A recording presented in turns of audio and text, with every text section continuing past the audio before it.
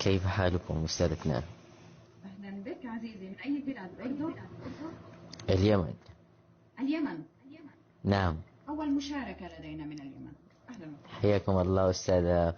طبعا أولا أنا معجب بمحتواك الجميل والنادر رغم الهراء الموجود في هذا العالم الأزرق، وأحييك على هذا المجهود.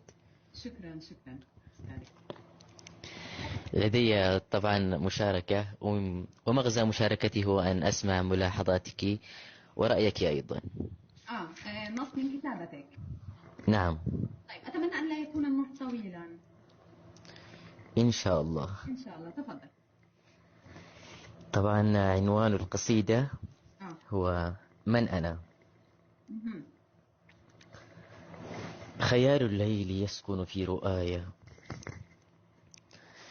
وخيل الصمت تصهل في دجايا، صراخ الآه يصخب في فؤادي، وكل الحزن يخلق من أسايا. سؤال كشر الأنياب نحوي، ويسألني بعنف من أنايا. يعاتبني ويضنيني بماذا، ويسأل من أنا ولما عنايا. يحاول مقتلي ويريد صلبي، فأهرب نحو أحضان المرايا. أيسأل من أنا وأنا سؤال تذيله القنابل والشظايا. أنا طفل وعمري 1000 عام، وليد غدي وأسكن في صبايا. أفتش داخلي عني فأحبو إلى أمسي، ولا ألقى خطايا. أنا جفن ضناه الدمع نعيا، أنا الطوفان يعبر في حشايا.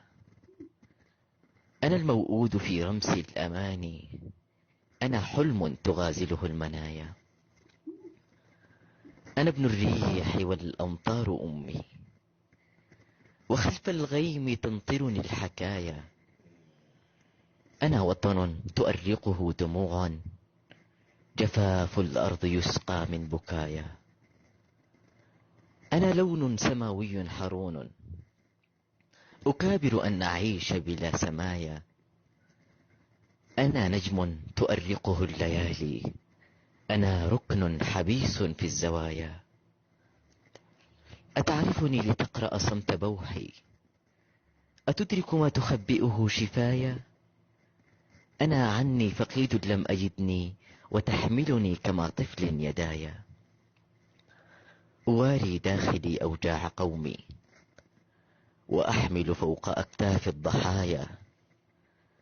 خفافيش المساء تنال صبحا، وصبحي مات حزنا في مسايا. وصبحي مات حزنا في مسايا. سلامتكم. الله الله، خليك. وين رايح؟